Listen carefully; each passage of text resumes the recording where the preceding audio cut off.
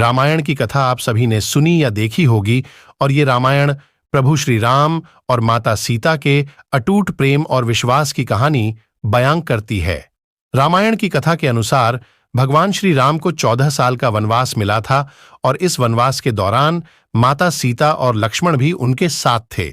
वनवास के कठिन समय के दौरान लंकापति रावण ने माता सीता को अपहरण करके बंदी बना लिया था और इसी वजह से राम और रावण के बीच युद्ध हुआ था।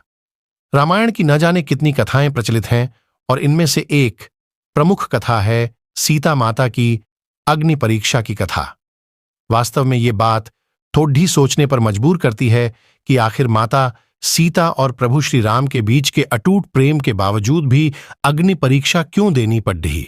इस बात को लेकर भी कई कथाएं सुनने में आती हैं। पौराणिक कथाओं के अनुसार प्रभु श्री राम को मर्यादा पुरुषोत्तम के नाम से भी जाना जाता है और एक राजा की तरह श्री राम के लिए अपनी प्रजा के लिए समर्पण सबसे ज्यादा महत्वपूर्ण था। ऐसे में जब लंबे समय तक रावण की कैद में रहने के बाद माता सीता श्री राम के साथ अयोध्या लौटीं, तब उनकी पवित्रता को लेकर समाज के एक वर्ग में संदेह होने लगा। इस पर एक वृद्धा ने उन पर कटाक्ष करते हुए ये भी कहा कि ये भला कैसे मर्यादा पुरुषोत्तम है जो ऐसी माता सीता को अयोध्या वापस ले आए जो तक रावण के पास थीं और उनकी पवित्रता का कोई प्रमाण ही नहीं है। जब श्री राम को ये बात पता चली तो उन्होंने प्रजा के कल्याण के लिए माता सीता को अग्नि परीक्षा देकर अपनी पवित्रता को सिद्ध करने के लिए कहा। प्रभु श्री राम की बात सुनकर माता सीता अग्नि में समा गईं। पद्म पुराण के अनुसार रामायण में एक नहीं बल्कि 2 सीता थीं, पहली असली और दूसरी माया की सीता। इसकी कथा के अनुसार एक बार लक्ष्मण जी जब कंदमूल फल लेने वन को गए हुए थे तब प्रभु श्री राम ने माता सीता से कहा कि अब मैं नर लीला करूंगा और जब तक मैं राक्षसों का विनाश करूंगा तब तक आप अग्नि में निवास करें। ऐसा कहकर श्री राम ने माता सीता को अग्निदेव को सौंप दिया।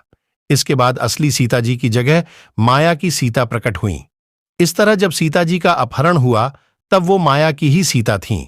जब युद्ध समाप्त हो गया और राक्षसों का विनाश हो गया तब भगवान श्री राम ने माता सीता को अग्नि परीक्षा के लिए कहा और माया की सीता अग्निकुंड में समा गईं।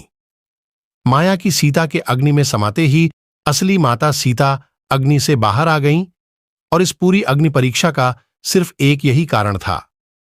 पद्म पुराण की कथाओं के अनुसार असली माता सीता को कोई अग्नि परीक्षा नहीं देनी पड़ी थी और ना ही उन्हें वनवास जाना पड़ा था।